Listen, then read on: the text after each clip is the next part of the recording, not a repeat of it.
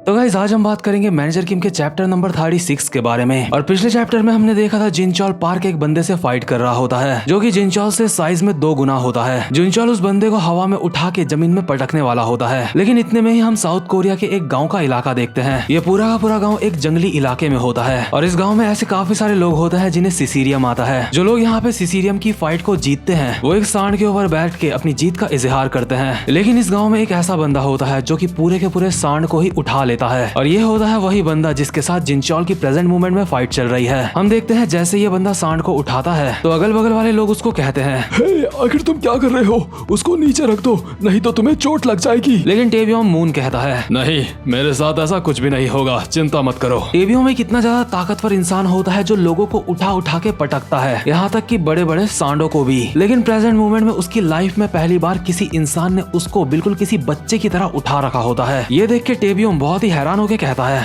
क्या सच में तुमने मुझे उठा रखा है? लेकिन मैं एक पत्थर की तरह बहुत ज्यादा भारी हूँ। जिनचॉल कहता है, अच्छा, तुझे अब मैं बताता हूँ कि एक पत्थर को जब जमीन में पटका जाता है तो क्या होता है। और जिनचॉल इस भारी से बंदे को इसके सर के बल जमीन में पटक देता है। इस बंदे को भी काफी जबरदस्त डैमेज पहुंचा होता है, लेकिन उसके बावजूद भी ये बंदा जमीन में टप्पा खा के अपनी जगह पे उठ जाता है और कहता है, हरामजादे, तुम मेरी बहुत ज्यादा मदद कर रहा है आज, इसीलिए मुझे लगता है मुझे भी तेरी अच्छे से खातिरदारी करनी होगी। क्यों, मैंने सही कहा ना? और जिनचॉल इस बंदे की बात सुन के काफी ज्यादा खुश हो जाता है। वहीं दूसरे सीन में हम देखते हैं डैनियल बेक को जो मैनेजर किम को बोल रहा होता है, क्या तू बोल रहा है तू हम सबको जान से मार के यहाँ से चला जाएगा? तू अगर तेरे अंदर हिम्मत है तो कोशिश करके देख ले। तू हरामजादे, तुझे लगता है हम स्टेट सिक्योरिटी ब्यूरो वाले कोई मजाक हैं? तुझे लगता है मैं इतना काबिल नहीं हूँ कि तुझे जान से मार सकूं? मेरे सामने ऐसी बचकानी बातें बंद कर। मैं अपने ऊपर वाले बंदों को बोल दूंगा कि मैंने तुझे पकड़ने की बहुत ज्यादा कोशिश करी, लेकिन मेरे पास और कोई भी रास्ता नहीं बचा था, इसलिए मुझे तुझे जान से मारना पड़ा। वैसे भी तू यहाँ पे स्टैंडिंग कमेटी के चेयरमैन को जान से मारने के लिए आ रखा है। और ये बातें कहते हुए ये बंदा 2 गोलियां मार देता है मैनेजर किम की चेस्ट में। इसके बाद ये बंदा कहता है, तू यहाँ पे स्टैंडिंग कमेटी के चेयरमैन को जान से मारने के लिए आ रखा है, इसलिए अगर मैं तुझे जान से भी मार देता हूँ तो इसमें कोई भी गलत बात नहीं है। वैसे अगर मुझे मौका मिलता तो मैं तेरे सर के चीथड़े कर देता, लेकिन अफसोस की बात है मैं ऐसा नहीं कर सकता, क्योंकि यहाँ पे जो कुछ भी कांड हो रहा है उसका जिम्मेदार तू ही है। और ये बंदा एक और गोली मार देता है मैनेजर किम की चेस्ट में। टोटल 3 गोलियां मारने के बाद ये मैनेजर किम के पास आता है और कहता है, तुझे मैं आज एक चीज सिखाता हूँ। जब कभी भी ऐसा हो कि कोई तुम्हारी पहचान नहीं कर सकता,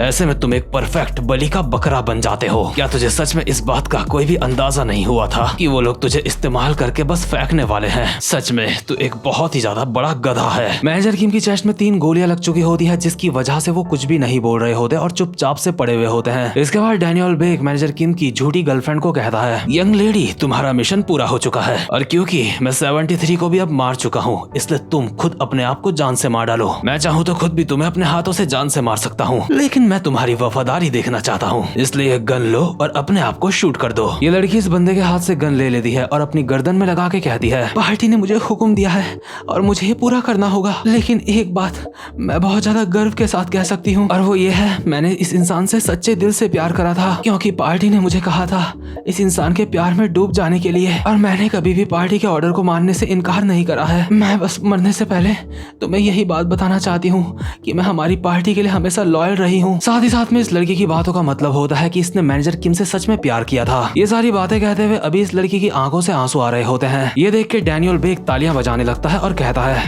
हाँ, मैं समझ गया, तुम्हारी वफादारी हमारे लिए एक अलग ही लेवल की है। तुमने टेस्ट को पास किया, तुम अब भी हमारे काम की हो। चिंता मत करो, क्योंकि मैंने ये चीज कंफर्म कर ली है कि तुम अब हमारे काम की हो, यानी कि तुम अब भी हमारी वफादार हो। इसके लिए मैं तुम्हारी काफी तारीफ करता हूँ। वैसे भी तुम्हें योंगरोंग री ने बस इस्तेमाल करा है अपने लिए। तो खैर चलो, हमारा काम यहाँ पे पूरा हो चुका है। इन्होंने मैनेजर किम को निपटा दिया होता है और अब ये लोग यहाँ से जा रहे होते हैं। वहीं दूसरे सीन में हम देखते हैं टेबियोम मून एक मुक्का मारता है जिनचॉल पार्क के मुंह पे, जो कि जिनचॉल के काफी ज्यादा जबरदस्त पड़ा होता है। इसके बाद टेबियोम मून कहता है, हरामजादे, तो बता तुझे मुक्का कैसा लगा? इतने में जिनचॉल एक मुक्का मारता है टेबियोम की ठुड्डी में। इसके बाद टेबियोम एक मुक्का मारता है जिनचॉल के सर पे। तभी जिनचॉल भी एक मुक्का मारता है टेबियोम की चेस्ट में और इसके बाद लगातार टेबियोम के मुक्के ही मुक्के बजा देता है, जो देख के हांचो काफी ज्यादा इम्प्रेस्ड लग रहा होता है। वहीं टेबियोम ने भी साथ ही साथ में जिनचॉल के मुक्के मारना स्टार्ट कर दिया होता है। ये दोनों हैवान लगातार एक दूसरे के मुक्के मारे जा रहे होते हैं। ये सब देख के हांचो यहाँ से भागने लगता है और अपने मन में कहता है, हम यहाँ पे चुपचाप से एक इंसान को मारने के लिए वाले आए थे, लेकिन लगता है वो सारी चीजें अब भाड़ में गई। और हांशु भागता है ऊपर से सीढ़ियों की तरफ अपना मिशन पूरा करने के लिए, यानी कि सुप्रीम लीडर के बड़े बेटे को जान से मारने के लिए। बट जैसे ही वो ऊपर की तरफ जाता है तो वो देखता है एक दरवाजे से एक आदमी और एक लड़की बाहर आ रहे हैं। ये आदमी होता है डैनियल बेक और लड़की होती है मैनेजर किम की झूठी गर्लफ्रेंड। डैनियल बेक हांशु को देख के अपने मन में कहता है, आखिर ये क्या,